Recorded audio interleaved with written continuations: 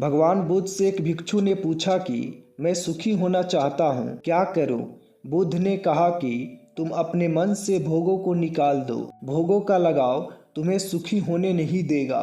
भोगों से मित्रता मत करो, उनकी मित्रता तुमको नरक की ओर ले जाएगी। संसार के भोग चोर के समान हैं, ये चोर तुम्हारी आयु को धीरे धीरे नष्ट करते रहेंगे। अपने मन से स्वार्थ की भावना को बिल्कुल निकाल दो। ऐसा करने से तुम्हारे मन में सम्यक ज्ञान उत्पन्न होगा। उस ज्ञान के सहारे तुम धीरे धीरे वैराग्य को प्राप्त कर लोगे।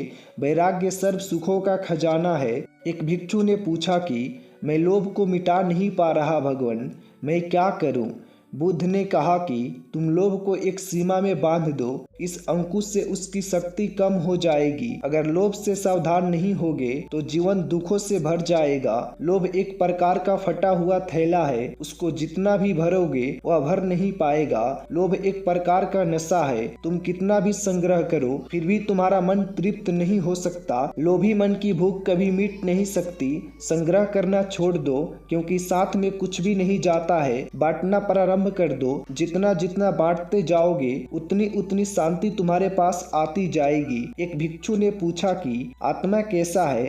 बुद्ध ने कहा कि आत्मा आनंद है, आत्मा प्रेम है, आत्मा शांति है, आत्मा पूर्ण है, आत्मा निराकार है, आत्मा सर्वव्यापक है, आत्मा तीनों कालों में नित्य है, आत्मा अजर अमर है, आत्मा अद्वितीय है, आत्मा पुरातन है, अर्थात पुराने से भी पुराना होते हुए नए से भी नया है। आत्मा स्त्री पुरुष और पशु पक्षी आदि सब जीवों में समाया हुआ है। वह सबका चेतन और सबका साक्षी है। आत्मा सबका दृष्टा है। आत्मा सब जीवों में विद्यमान है। वह सब जीवों का जन्म और मृत्यु भी देखता है। शरीर का बचपन, यौन और बुढ़ापा भी देखता है। आत्मा स्वयं प्रकाश है, उसको किसी अन्य प्रकाश की जरूरत नहीं है। आत्मा निरंजन है, जिसमें नाम मात्र का भी मैल नहीं है। आत्मा विकारों से रहित है। आत्मा अविनाशी है और वह जन्म मरण से रहित है। वह शाश्वत है, अर्थात सदा है। आत्मा न तो किसी को मारता है और नहीं किसी के द्वारा मारा जाती है। आत्मा को शस्त्र नहीं काट सकते, इसको आग नहीं जला सकती, इसको पानी नहीं डुबो सकता और वायु नहीं सुखा सकता।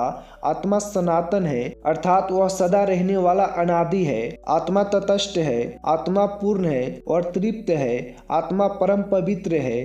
आत्मा को इंद्रिया, मन और बुद्धि नहीं जान सकते, इसलिए वह अव्यक्त है। आत्मा तो इन सबसे दूर है, इसलिए वह अचिंत्य है। आत्मा आश्चर्यमय है, क्योंकि उसको कोई बिरला ही जान पाता है। आत्मा का अनुभव करना सबसे बड़ा कार्य है। आत्मा अवध्य है, क्योंकि उसका कभी भी किसी भी साधन से कोई भी नाश नहीं कर सकता। आत्मा सदा भरपूर और पूर्ण है। उसका जो अनुभव कर लेता है वह आनंद को प्राप्त कर लेता है।